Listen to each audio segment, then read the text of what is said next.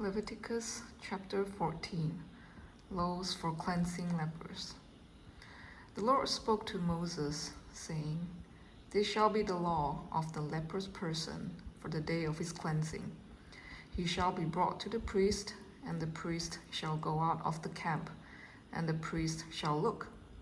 Then, if the case of leprous disease is healed in the leprous person, the priest shall command them to take for him who is to be cleansed the two live clean birds and cedar wood and scarlet yarn and hyssop. And the priest shall command them to kill one of the birds in an earthenware vessel over fresh water. He shall take the live bird with the cedar wood and the scarlet yarn and the hyssop, and dip them and the live bird in the blood of the bird that was killed over the fresh water. And he shall sprinkle it 7 times on him who is to be cleansed of the leprous disease. Then he shall pronounce him clean, and shall let the living bird go into the open field. And he who is to be cleansed shall wash his clothes, and shave off all his hair, and bathe himself in water, and he shall be clean. And after that he may come into the camp, but live outside his tent 7 days. And on the 7th day he shall shave off all his hair from his head, his beard, and his eyebrows. He shall shave off all his hair, and then he shall wash his clothes, and bathe his body in water, and he shall be clean. And on the 8th day he shall take 2 male lambs without blemish, and 1 ewe lamb a year old without blemish, and a grain offering of 3/10 of an ephah of fine flour mixed with oil, and 1 log of oil. And the priest who cleanses him shall set the man who is to be cleansed and his things before the Lord at the entrance of the tent of meeting.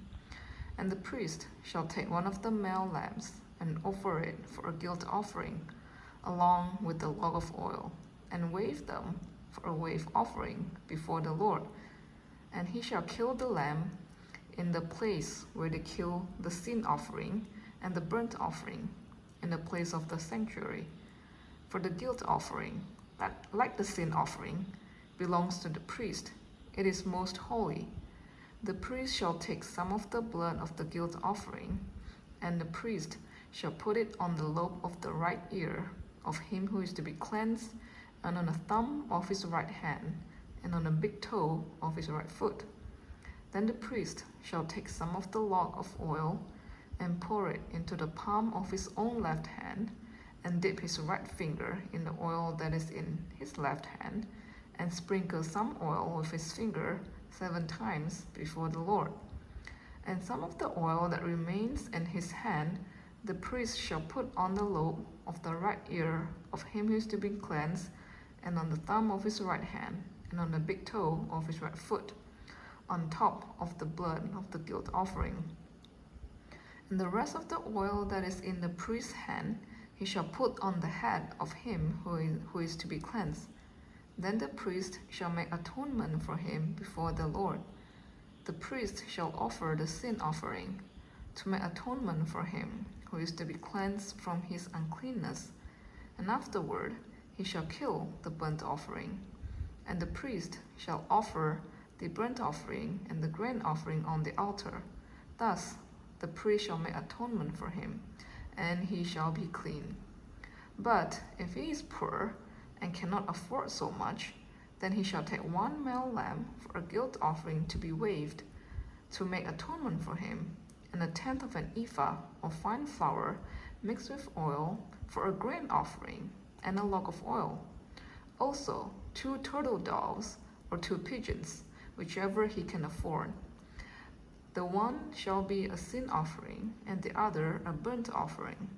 And on the 8th day he shall bring them for his cleansing to the priest, to the entrance of the tent of meeting before the Lord. And the priest shall take the lamb of the guilt offering and the log of oil, and the priest shall wave them for a wave offering before the Lord. And he shall kill the lamb of the guilt offering.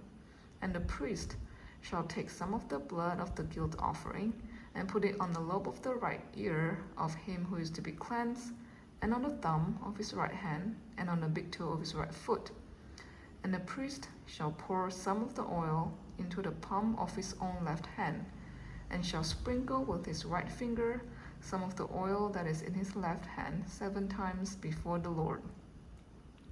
And the priest shall put some of the oil that is in his hand on the lobe of his right ear of him who is to be cleansed, and on the thumb of his right hand, and on the big toe of his right foot, in the place where the blood of the guilt offering was put. And the rest of the oil that is in the priest's hand he shall put on the head of him who is to be cleansed, to make atonement for him before the Lord. And he shall offer of the turtle doves or pigeons, whichever he can afford, one for a sin offering and the other for a burnt offering, along with the grain offering. And the priest shall make atonement before the Lord for him who is being cleansed. This is the law for him in whom is a case of leprous disease, who cannot afford the offerings for his cleansing. Laws for cleansing houses. The Lord spoke to Moses and Aaron, saying, When you come to the land of Canaan, which I give you for a possession, and I put a case of leprous disease in a house in the land of your possession, then he who owns the house shall come and tell the priest, There seems to me to be some case of disease in my house. Then the priest shall command that they empty the house before the priest goes to examine the disease, lest all that is in the house be declared unclean. And afterward, the priest shall go in to see the house, and he shall examine the disease. And if the disease is in the walls of the house with greenish or reddish spots, and if it appears to be deeper than the surface, then the priest shall go out of the house to the door of the house and shut up the house 7 days. And the priest shall come again on the 7th day and look. If the disease has spread in the walls of the house, then the priest shall command that they take out the stones in which is the disease, and throw them into an unclean place outside the city. And he shall have the inside of the house scraped all around, and the plaster that they scrape off they shall pour out in an unclean place outside the city. Then they shall take other stones and put them in the place of those stones. And he shall take other plaster and plaster the house. If the disease breaks out again in the house, after he has taken out the stones and scraped the house and plastered it, then the priest shall go and look.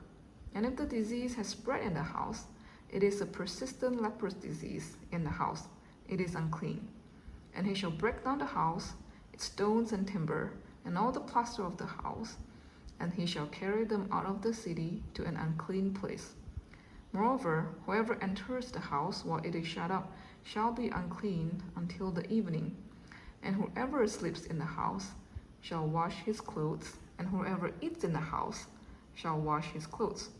But if the priest comes and looks, and if the disease has not spread in the house after the house was plastered, then the priest shall pronounce the house clean, for the disease is healed. For the cleansing of the house he shall take 2 birds with cedar wood and scarlet yarn and hyssop, and he shall kill one of the birds in an earthenware vessel over fresh water, and shall take the cedar wood and the hyssop and the scarlet yarn, along with the live bird, and dip them in the blood of the bird that was killed and in the fresh water, and sprinkle the house 7 times. Thus he shall cleanse the house with the blood of the bird, and with the fresh water, and with the live bird, and with the cedar wood, and the hyssop and scarlet yarn.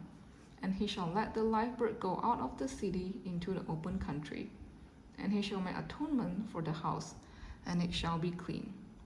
This is the law for any case of leprous disease, for an itch, for leprous disease in a garment or in a house, and for a swelling or an eruption or a spot, to show when it is unclean and when it is clean. This is the law for leprous disease. This was chapter 14.